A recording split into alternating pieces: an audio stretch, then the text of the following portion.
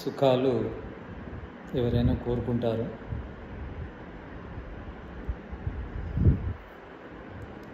సుఖము జ్ఞానం లేనప్పుడు ఏ విధంగానైనా పొందే ప్రయత్నం చేస్తాడు మానవుడు.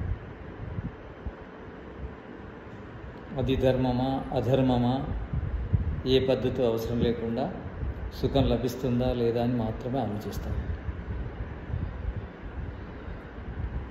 జ్ఞానము లేని మనిషి ధర్మాన్ని చేయలేడు. ప్రాపంచిక సుఖాలు ధర్మయుక్తంగా పొందొచ్చు, ధర్మరహితంగా పొందొచ్చు.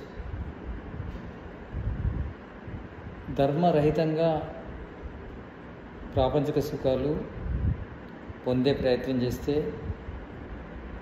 ఆ సుఖాలు ఎక్కువ రోజులు ఉండవు.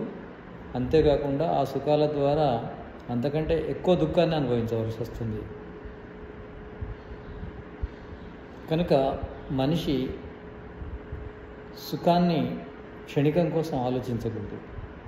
సుఖము నిరంతరం ఉండాలి, సంపూర్ణంగా ఉండాలి, శాశ్వతంగా ఉండాలి. క్షణికము అసంపూర్ణమైన సుఖం కోసము మనము అధర్మం చేయకూడదు. ధర్మయుక్తమైన సుఖాన్ని అనుభవించాలి. దానికి శాస్త్రం కూడా ఒప్పుకుంటుంది. ఈ జన్మ వచ్చింది భౌతిక సుఖాలు అనుభవిస్తూ తర్వాత ఆధ్యాత్మిక సుఖాన్ని పొందడం కోసం. భౌతిక సుఖాలు లేకుండా ఆధ్యాత్మిక సుఖం పొందడం కాదు, భౌతిక సుఖాలు కూడా పొందాలి, కానీ ధర్మయుక్తంగా పొందాలి. ధర్మయుక్తంగా పొందడం ద్వారా ఆ సుఖం సంపూర్ణంగా ఉంటుంది, శాశ్వతంగా ఉంటుంది. కనుక ప్రాపంచిక సుఖాలు ధర్మయుక్తంగా పొందాలి. ధర్మరహితమైన ప్రాపంచిక సుఖాలు క్షణికాలు, అంతేకాకుండా అందులో సంపూర్ణం ఉండదు.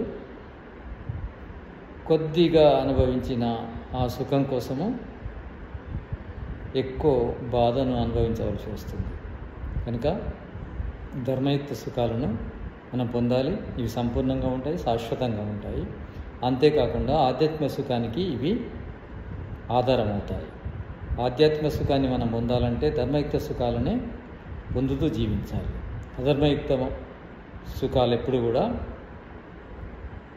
భౌతికంగా కూడా పూర్తిగా సుఖపడలేము. ఆధ్యాత్మిక సుఖమైతే అంతకు లభించదు.